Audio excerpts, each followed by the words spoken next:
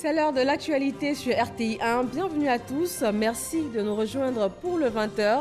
Je vous en donne tout de suite les titres.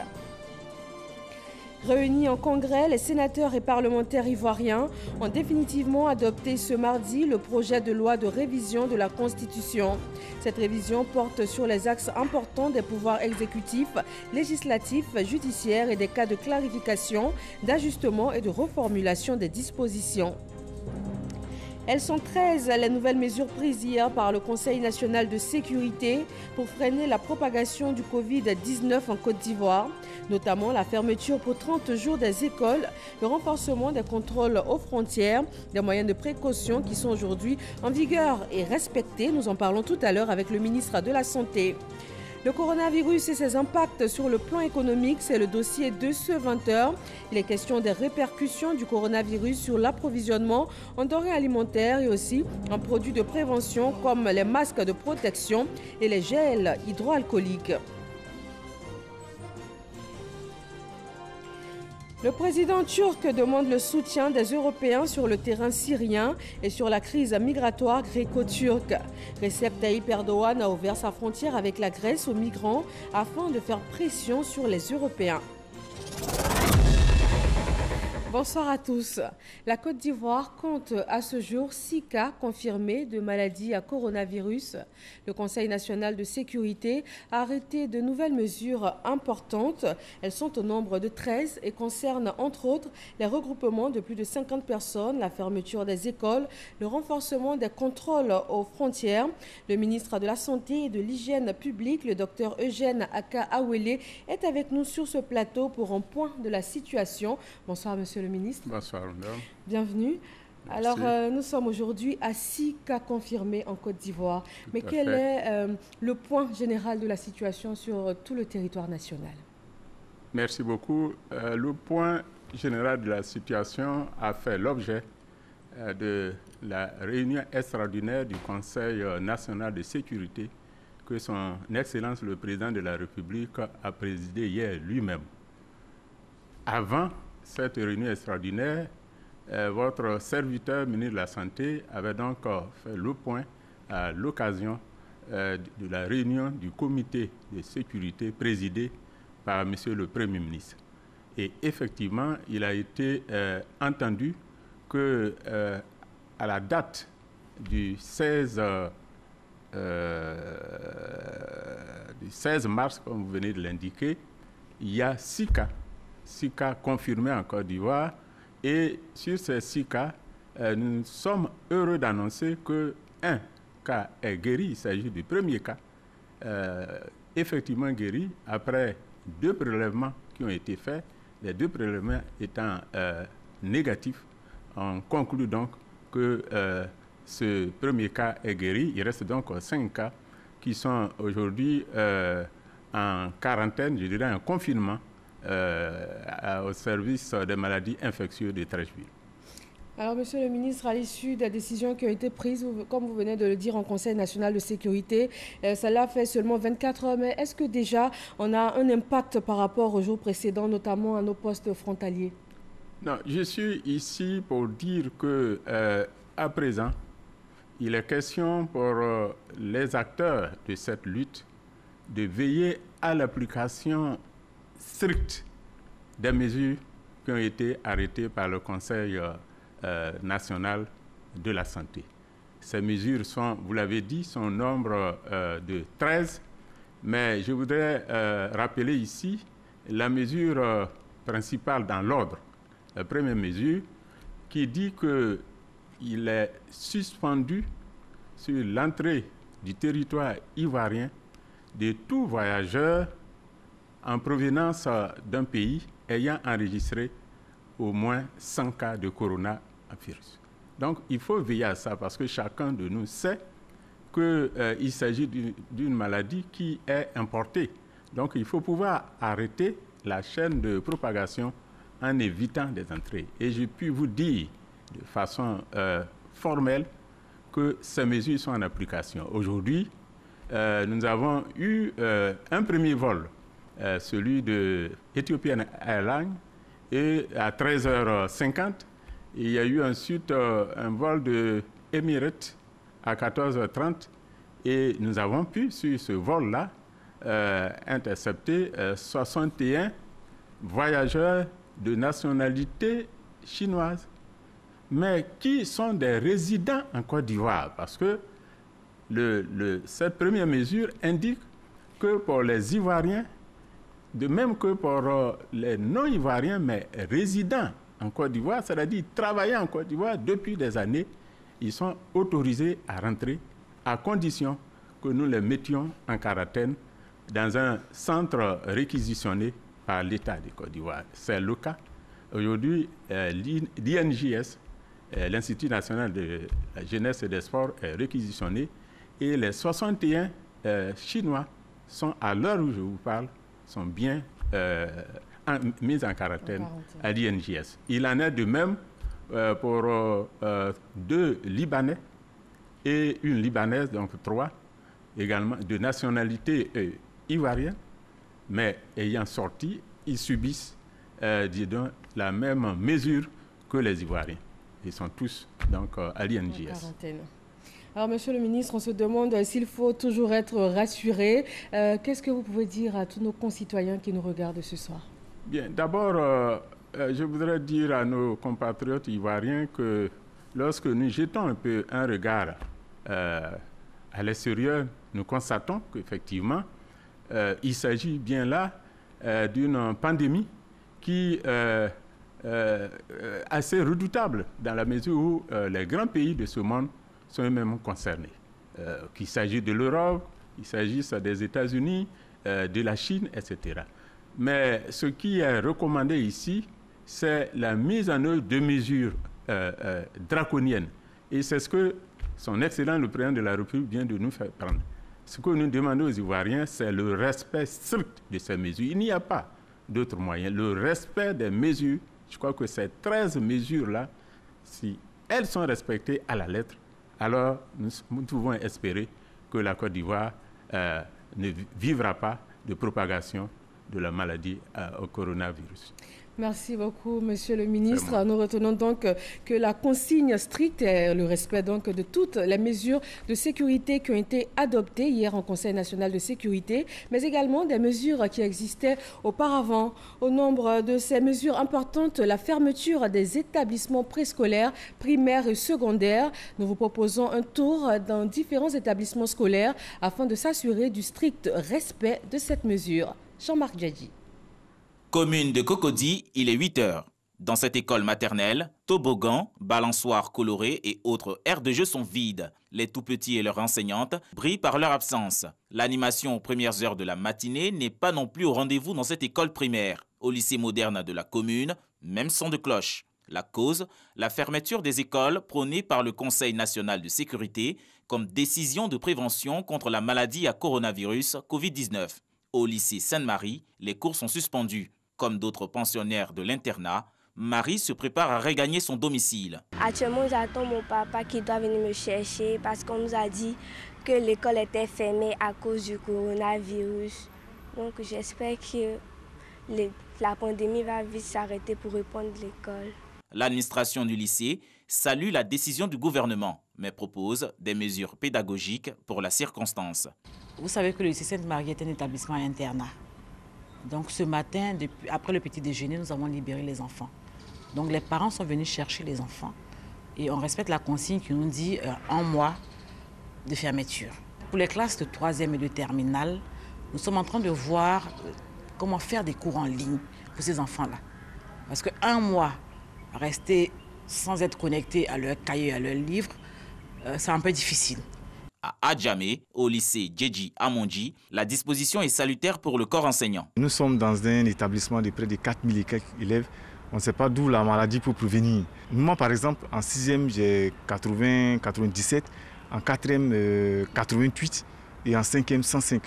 Bon, on ne sait pas quel enfant qui peut être malade. Au lycée moderne de Trècheville, les salles de classe sont closes. Fermer les établissements scolaires en cette période d'urgence sanitaire a bel et bien été respecté partout dans le district d'Abidjan. Le gouvernement encourage les populations et les acteurs impliqués dans la lutte contre la pandémie Covid-19 à maintenir la dynamique, celle de respecter les mesures de prévention.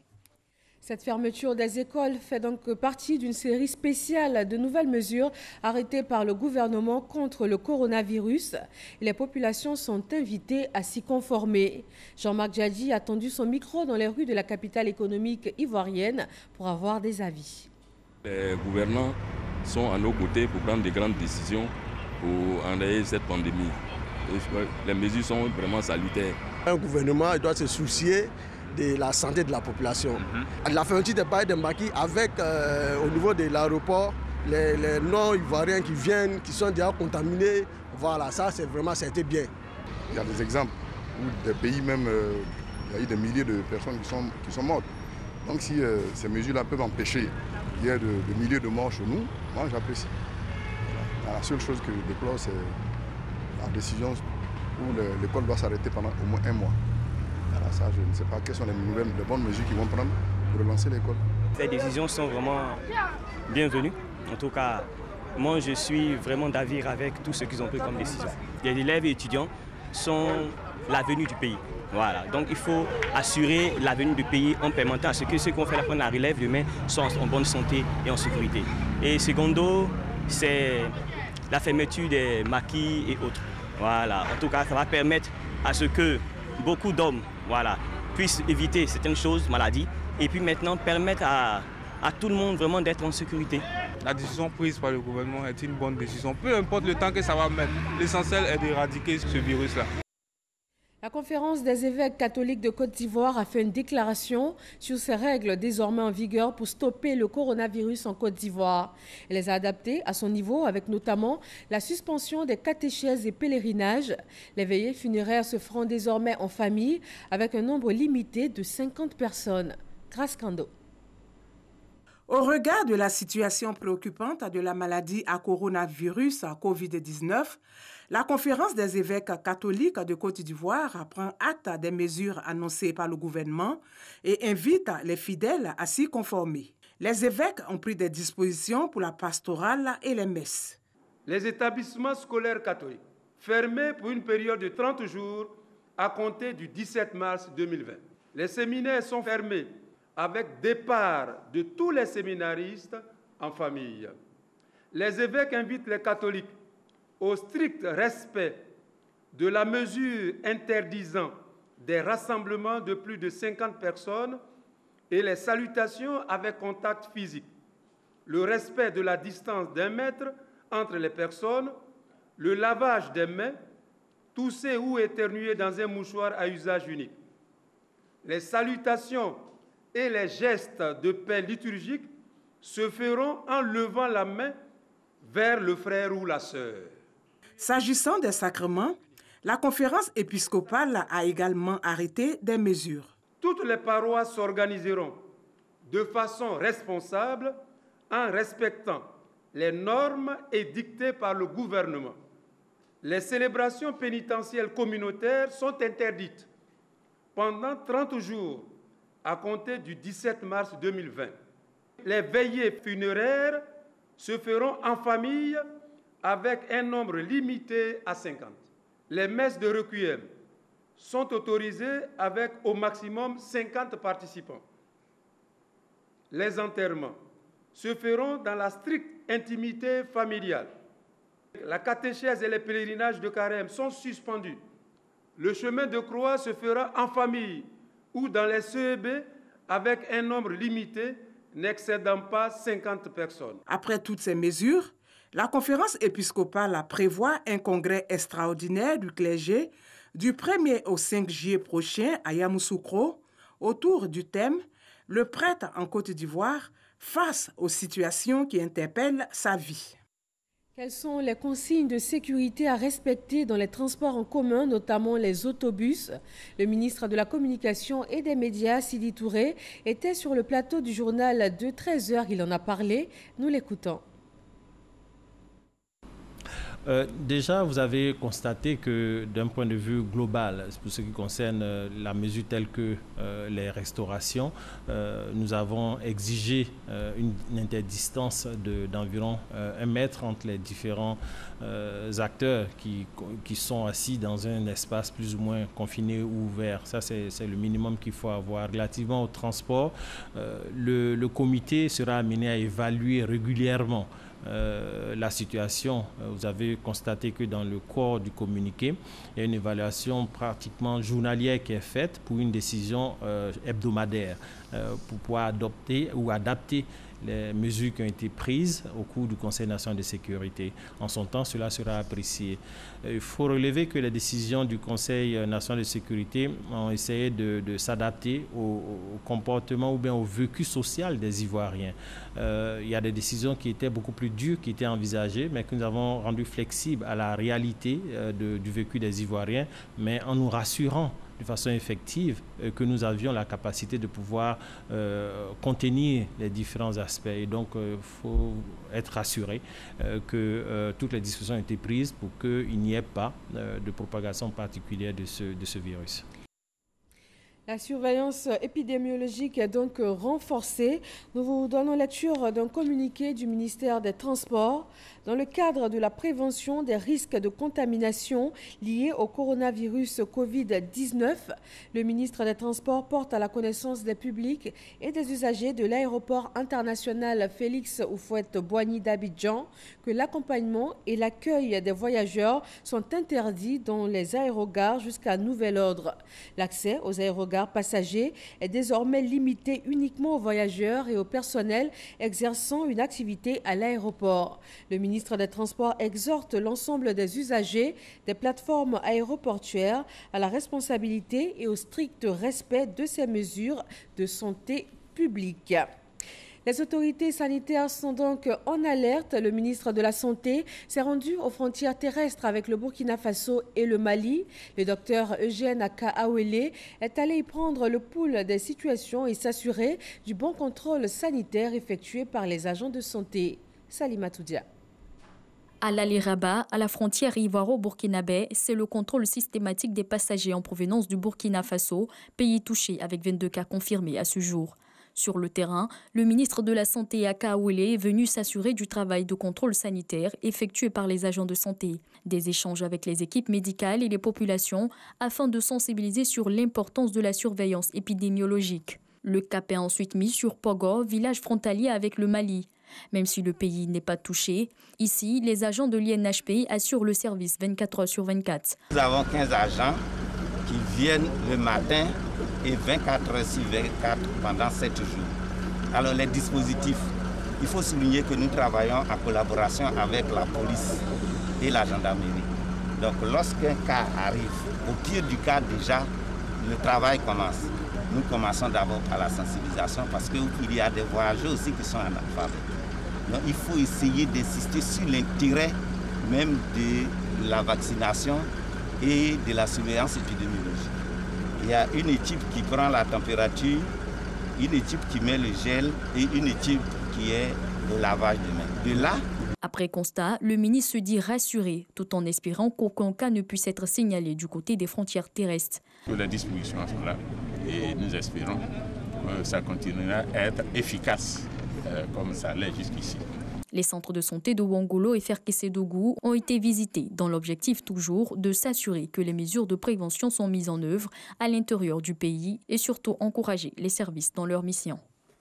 La maladie à coronavirus s'invite également dans l'actualité économique. Les marchés des denrées alimentaires et autres biens de consommation s'affolent. Les premiers signes d'un impact économique sont visibles. Faut-il craindre une pénurie de ces denrées? Et comment se porte le marché financier à travers la bourse régionale des valeurs mobilières? Des réponses à toutes ces questions essentielles dans le dossier EcoPlus réalisé par Cheikh Koné.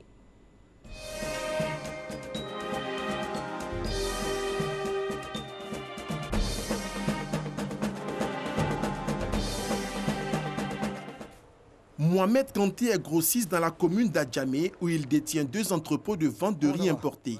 Depuis ce lundi 16 mars, les affaires marchent pour ce revendeur. Donc il n'y a plus rien en stock, c'est tout ce qu'il y a là. Ah, ok. Il n'y a pas de problème. On va passer une nouvelle commande tout à l'heure. Les 2 magasins de Mohamed sont quasi vides. En effet, depuis l'annonce des dispositions prises par le gouvernement pour faire face à la pandémie du Covid-19, les populations atteintes par la psychose ont pris d'assaut tous les points de vente des denrées alimentaires de première nécessité, dont le riz. Hier après-midi, ils ont tout ramassé. Ils ont ramassé la moitié et puis ce matin, ils sont venus prendre le reste. Donc, je n'ai plus rien en stock encore. Mais j'ai de nouvelles commandes qui arrivent bientôt. Il y a un moment où ça n'allait pas bien, ça ne sortait pas beaucoup. Mais dans ces 2 jours-là, vraiment, ils sont en train de tout ramasser. Sur environ 1000 sacs de riz importés stockés il y a de cela quelques jours, il n'en reste plus qu'une dizaine. Pour autant, Mohamed dit n'avoir pensé à aucune velléité spéculative, mais il pose des conditions. Il n'y aura pas d'augmentation, sauf si les importateurs augmentent le riz, ce qu'ils ont en stock là-bas. Sinon, à part ça, je ne pense pas qu'il y aura une augmentation. Du côté des importateurs de riz, la question d'une probable pénurie et d'une augmentation des prix ne sont pas à l'ordre du jour. Ils rassurent sur la disponibilité de stock pour les 7 prochains mois. On a senti sur quelques points de vente un mouvement de panique, un léger mouvement de panique. Bien sûr, c'est normal, les gens ne savent pas à quoi s'attendre, mais je tiens à les rassurer. Aujourd'hui, en termes de riz, Dieu merci, les quantités qui se trouvent en stock sur le marché ivoirien nous permettent de durer jusqu'au mois d'août. Sachant qu'il y a des commandes en cours, que les bateaux continuent de charger et de desservir la Côte d'Ivoire. La Côte d'Ivoire consomme en moyenne 1 300 000 tonnes de riz importées par an. Les principaux pays d'où provient ce riz sont l'Inde, la Chine, le Vietnam et la Thaïlande. Touchés par le Covid-19, la baisse de la production dans ces pays fait planer le spectre d'une hausse des cours mondiaux portée par une forte demande de la part des acheteurs situés dans les pays d'Extrême-Orient et d'Afrique. À l'instar de plusieurs économies éprouvées par le Covid-19 à travers le monde, ces manifestations au niveau du marché des denrées alimentaires et des biens de consommation révèlent les premiers signes de l'impact économique de la pandémie en Côte d'Ivoire. Des signes que veulent circonscrire le plus rapidement les autorités nationales. Au ministère du Commerce et de l'Industrie, des investigations auprès des opérateurs économiques ont été menées pour mesurer l'impact de la situation. On a fait le point parce que c'est, comme on appelle, un produit qui est beaucoup consommé par les Ivoiriens et des discussions avec les opérateurs en tenant compte des volumes effectivement importés au titre du premier trimestre 2020 et également du stock résiduel issu du dernier trimestre 2019. Nous avons aujourd'hui dans nos entrepôts environ 500 000 tonnes de riz qui couvrent au moins 4 mois de consommation des populations vivant en Côte d'Ivoire au titre du riz qui est importé. En dehors du riz, d'autres denrées de première nécessité présentent des stocks de sécurité rassurants. Au niveau de la tomate importée à ce jour, la Côte d'Ivoire dispose de 5 244 tonnes qui couvrent la consommation nationale sur les 5 prochains mois. Pour le lait importé, ce sont 4 760 tonnes disponibles capables de couvrir les 4 prochains mois. Au titre du poisson importé, il existe en stock 91 520 tonnes en besoin de consommation pour les 4 prochains mois. Pour la viande, ce sont 37 786 tonnes pour les 3 prochains mois. Pour le sucre produit sur place en Côte d'Ivoire, les 5 prochains mois sont couverts en besoin de consommation avec 92 678 tonnes. Si pour l'instant les prix des denrées alimentaires ne connaissent pas de hausse, une flambée des prix est par contre constatée sur les gels hydroalcooliques face à la forte demande. Nous avons noté que la demande en fait de ces produits a flambé. D'un niveau de vente de 2000 cartons par mois, nous sommes passés aujourd'hui à plus de 25 000 cartons par mois.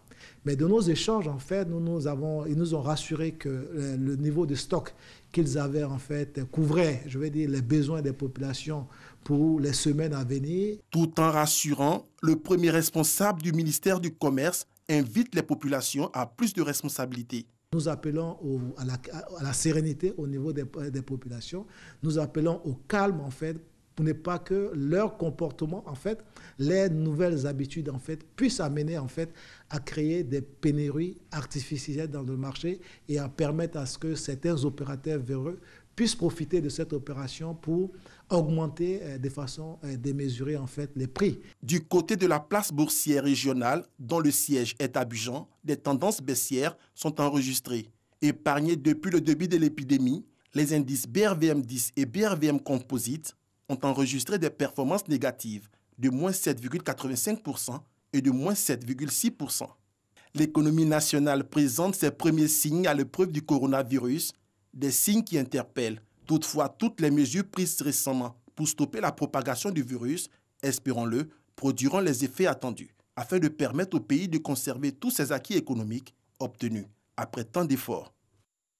Les conséquences du coronavirus sur les activités économiques dans le pays, un dossier proposé par le service économie de la rédaction. Et dans le cadre de l'approvisionnement du marché national, le ministre du Commerce et de l'Industrie va rencontrer demain mercredi les dirigeants des grandes surfaces de distribution. Dans le domaine politique également, il y a des impacts. Les activités du Parlement sont suspendues, mais avant cet arrêt des travaux parlementaires, le projet de loi portant révision constitutionnelle a été adopté par le Congrès. Suivons ensemble la déclaration du président du Sénat, Jeannot Ahoussou-Kouadio. Nous sommes dans une république et aujourd'hui, le gouvernement a pris une décision de précaution sanitaire pour les 25 millions d'Ivoiriens. Nous savons tous ce que le Covid-19 fait comme effet à travers le monde. La contamination est tellement rapide que le principe de précaution a amené le gouvernement à suspendre toutes les activités. Conséquemment, le Parlement suspend ses activités par rapport au code électoral. Mais la loi étant très souple, le gouvernement, le président de la République peut prendre une ordonnance portant application, promulgation du code électoral. Cela n'est pas exclu, quitte après à faire ratifier cela par le Parlement. Cela est possible. On s'intéresse à la session qui a vu l'adoption par le Parlement ce mardi du projet de loi portant révision constitutionnelle. 248 parlementaires sur 350 ont pris part au scrutin qui a vu 246 parlementaires contre et 2 ont opté pour la révision. Kader Segodogo. Fondation Félix Houphouët-Boigny de Yamoussoukro, mardi 17 mars 2020. L'hymne national entonné par des parlementaires. Le projet de loi portant révision constitutionnelle vient d'être définitivement voté.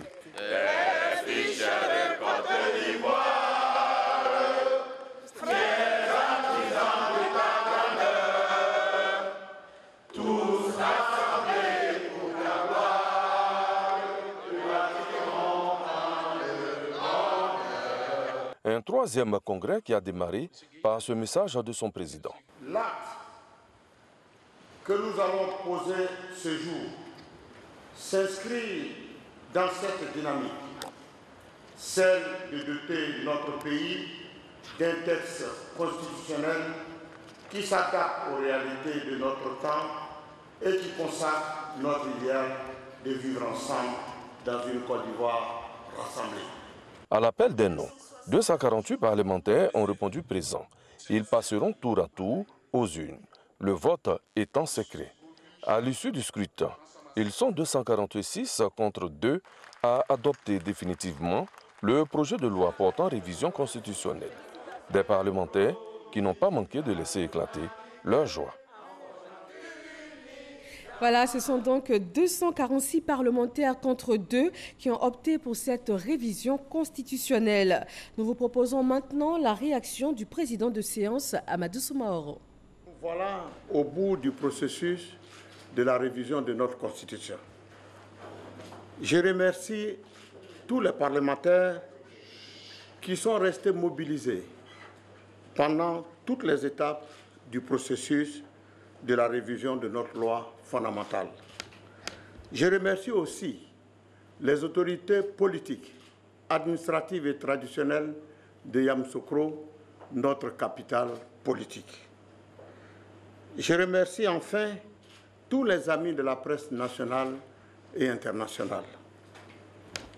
Engagés dans la responsabilité, nous avons contribué à adapter notre loi fondamentale à la modernité et, sur proposition du président de la République, son Excellence Alassane Ouattara.